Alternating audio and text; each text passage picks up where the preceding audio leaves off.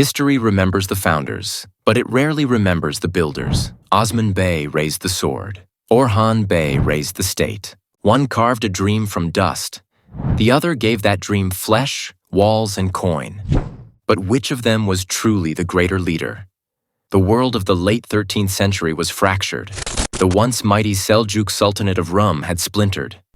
Byzantine cities clung to survival, their walls rising above an ocean of shifting tribes. Among these tribes was the 𝐇𝐢𝐬𝐭𝐨𝐫𝐢𝐜𝐚𝐥, a small clan with little more than courage, faith, and a will to endure. Into this world rode Osman Bey, a man with fire in his veins. He fought with courage that made men follow him. He dreamed of lands beyond the horizon. Yet he left behind a fragile inheritance, a dream wrapped in battle scars. And when the sword fell from Osman's hand, it was his son, Orhan Bey, who grasped it. But unlike his father, Orhan did not rush to swing it. He held it steady, he studied the field, and then he built what his father had only imagined. Before we unfold this story, make sure you subscribe to Historical TV. The Warrior and the Dreamer, Osman Bey. Osman's leadership was forged in the crucible of constant struggle. Every dawn meant a raid. Every night meant whispers of betrayal. He ruled not through laws, but through loyalty. His power came not from a throne, but from the battlefield. Osman understood that men follow strength. His charisma was fiery, raw, and magnetic. He made alliances through marriage, like with Sheikh Edebali's daughter Bala Hatun, tying his tribe to spiritual legitimacy. He struck quickly at enemy caravans and outposts, winning loot and followers. His vision was clear, a state born not from permission, but from conquest. Yet vision alone was not enough. His rule remained tied to his person, his sword, and his ability to inspire. When Osman grew old and ill, the weight of turning that fragile tribal dream into a true state fell to his son, the builder and the strategist, Orhan Bey. Orhan's style was almost the opposite of his father's. Where Osman was fire, Orhan was water, calm, steady, but relentless.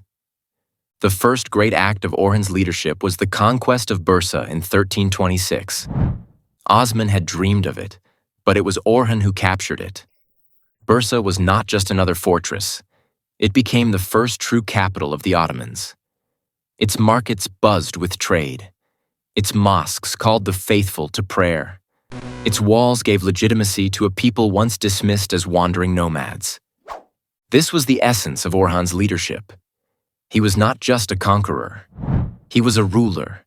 He minted the first Ottoman coins, stamped with his name. A declaration to the world that the Ottomans were no longer servants of another empire, but masters of their own destiny.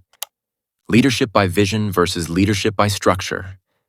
Osman's style can be described as charismatic and personal. He ruled because men believed in him. His council was made up of loyal warriors like Turgut Alp and Abdurrahman Ghazi, who followed him because they trusted his courage. Orhan, however, built institutions. He established a standing army, the seeds of what would become the legendary Janissaries. He encouraged urban development, transforming Bursa into not only a military stronghold, but also a center of Islamic learning and culture. Osman won followers. Orhan built citizens. Osman expanded horizons. Orhan built foundations. Father and son, a study in contrast. Where Osman's battlefield was the frontier, Orhan's battlefield was the council chamber.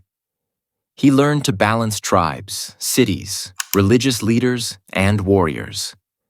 He knew that the sword could win battles, but only law, coin, and city walls could win empires. The true founder?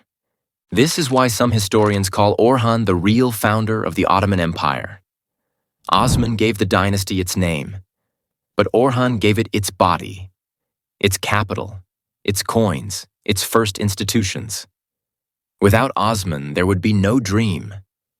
Without Orhan, there would be no state.